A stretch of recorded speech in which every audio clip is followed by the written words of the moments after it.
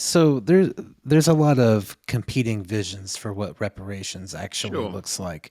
Can you talk about what reparations actually means? Like how and what form would a reparation take, and like how do you communicate that to a broad public? Well, we are communicating through the Philadelphia chapter of Incoba. IncobaPHL.org is the our website. And what we do, we try to engage, first educate the people who in fact was enslaved and to identify them as a group because it's the group, the the missing element, the missing legal piece of lawsuits going before courts is that they could never identify a critical group. And through the work of uh, attorney Vanilla Randall, um, and she used the concept. She was working with the concept of descendants of African slaves in the United States as an indicator for the census, as an identifier for the census. And I saw that, and I knew the issue was for reparations was that you had to identify the group. And so I used that concept, that identifier, as the group of people of people who demands and commands reparation. That is, they are descendants of Africans enslaved in the United States. You know, and we can record that. We can put that on the record. We can find those people. We have all the records.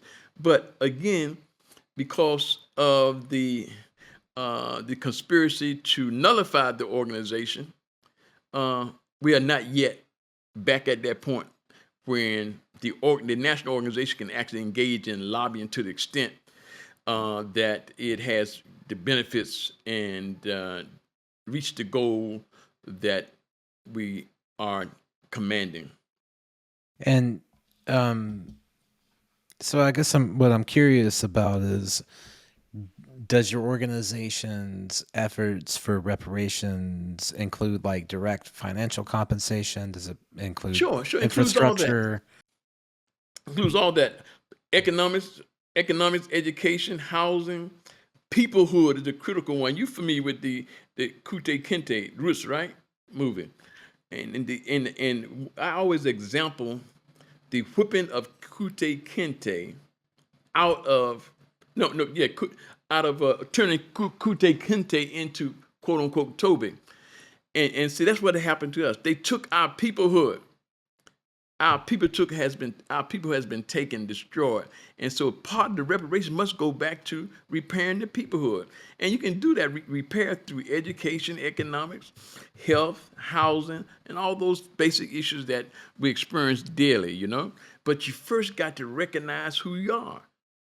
And I come to find myself and not as a substitute for anything, any other African Americans or black or whatever the case may be, but as for reparations purposes, I am and we are descendants of Africans enslaved in the United States. We African Americans and blacks here now in the United States, we are descendants of those who were enslaved. So we can identify the people.